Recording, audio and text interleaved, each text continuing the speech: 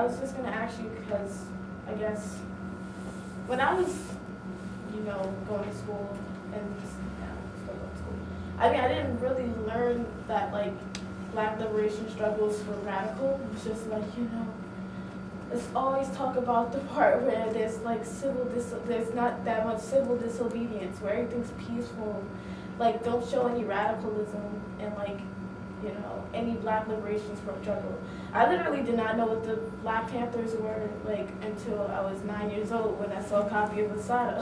So when you knew at all. And so my question is, with the elections right around the corner, and because I guess people from 2008 thought, the election of having Barack Obama was such a radical thing, and it was such like a powerful thing for like Black youth and Black people in general.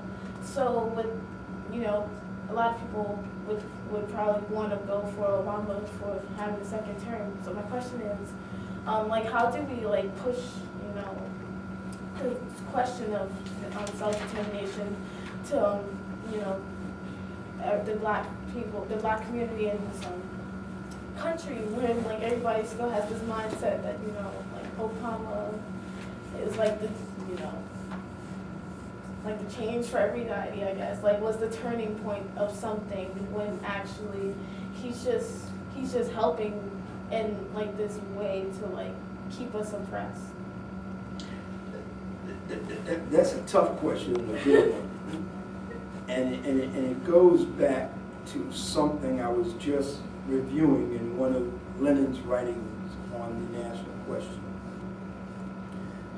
And it was this issue. This was kind of what the debate, one of the issues that there was a debate on the movement's position on the national question. Well, this would be one side of it. Well, why should we support national liberation of oppressed people? They really can't be liberated under capitalism and imperialism.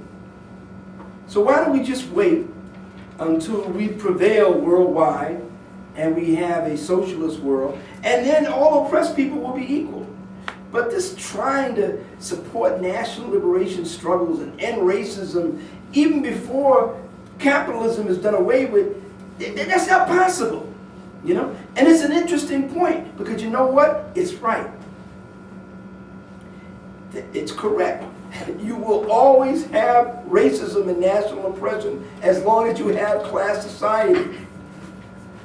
But Lenin said this, and we agree with him. We cannot allow that truth to stop us from supporting every struggle against racism and national oppression, even if it isn't associated with a struggle that is explicitly anti-imperialist or whose program is to overthrow capitalism. We get back to Obama. It's a hell of a thing. It's a hell of a predicament. Obama has become an imperialist, a murderer, sort of the president of the drones, sent more drones to kill people in the Middle East and Africa and Asia than even Bush.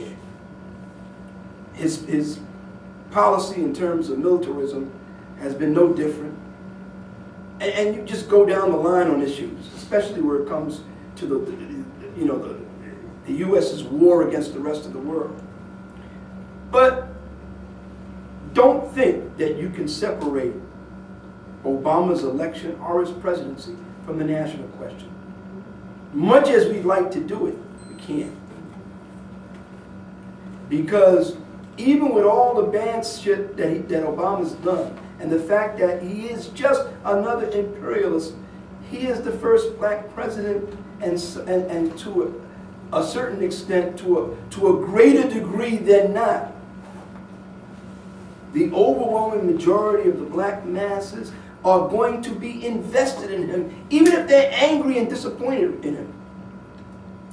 And they're going to see an attack on him as an attack on them. And there's no way of getting around this. Unfortunately, politics is not simple and linear. It's complicated. And too many people try in the movement to reconcile the fact that politics is complicated by just saying, well, I'm not going to deal with the fact that this is a national question. He's our enemy. Forget about the fact that black people are invested in him, But you find yourself talking to yourself, too.